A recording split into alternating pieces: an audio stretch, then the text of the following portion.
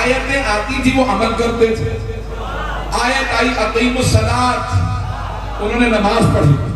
آیت آئی یا ایھا الذین آمنوا کتب علیکم الصیام کما کتب علی الذین من قبلکم لعلکم تتقون. ایمان والو روزے رکھو، تم پہ روزے فرض کیے گئے جس طرح تمہارے سے گزشتہ امتوں پہ فرض کیے گئے. کچھ میرے بزرگ پہنچ گئے ہیں.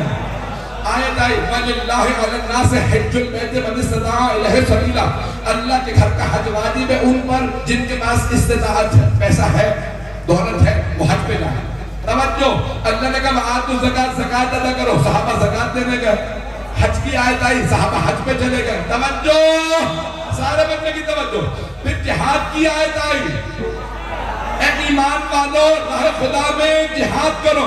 وجاہد الکفار، سارے کافروں سے لڑو. کافتن، توجہ، صحابہ جہاد پہ چلے گئے. البتہ کوئی آیت نہیں آئی کہ بھاگ سکتے ہو. سارے بچنے کی توجہ، ہاتھ جوڑ کے جملہ پیش کر رہا ہوں. بھئی اللہ کے رسول کہہ رہے ہیں میں قرآن اور اہل بیت کو چھوڑ کے جا رہا ہوں. قرآن اور اہل بیت کو. صحابہ آیتوں کے انتظار میں رہتے تھے. آیت آئے تو ہم عمل کریں. آیت اہل بیت کے انتظار میں رہتی تھی یہ عمل کریں تو ہم جائیں. علی بستر رسالت پہ سوئے تو آیت آئی. علی نے رکوع کی حالت میں زکات دی تو آیت آئی. سیدہ نے روٹیاں دی تو آیت آئی. آل محمد اور صحابہ میں یہی فرق ہے، وہ آیتوں کے انتظار میں رہتے تھے. آیت اہل بیت کے، صحابہ غلام اہل بیت مولا.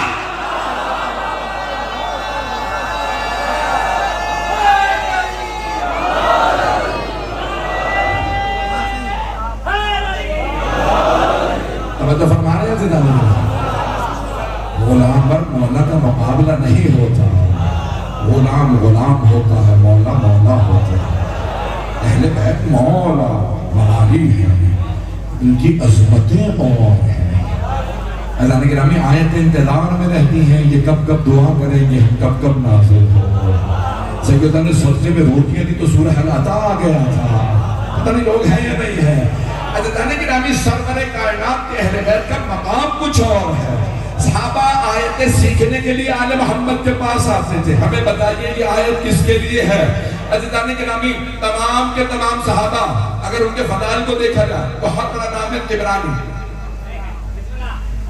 بھائیوں کے بہت بڑے محدث کہتے ہیں ان کے 1,00,000 سے زیادہ احادیث حفظ، کئی لاکھ احادیث پڑھی کی مرحوم طبرانی.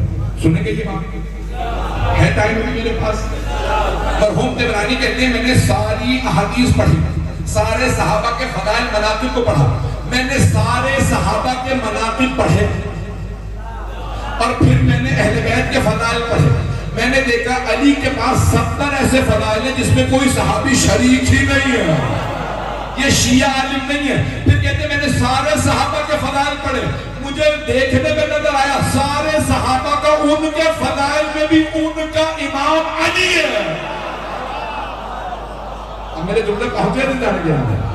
میدان گرامی کوئی فضیلت بغیر مولا علی کے نہیں ہے.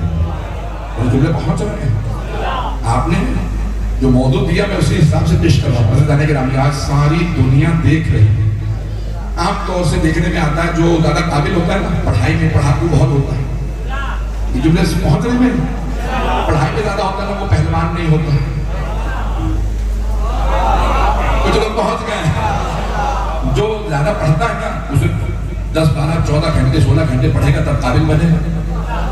تو اب وہ بیچارہ کشتی تو کرے گا نہیں, ورزش کا موقع ملے گا نہیں. اور جو پہلوان ہوتا ہے وہ 8-10 گھنٹے کشتی کرتا ہے, کھاتا پیتا ہے, سوتا ہے, تب جا کے پہلوان بنتا ہے. پتہ نہیں لوگ ہیں یا نہیں ہیں.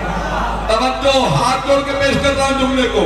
اگر کوئی علم میں زیادہ ہوگا تو شجاعت میں نہیں ہوگا, شجاعت میں ہوگا تو سخاوت میں نہیں, سخاوت میں ہوگا. توجہ, تمام کمالات اگر علم, حکمت, دانائی, شجاعت,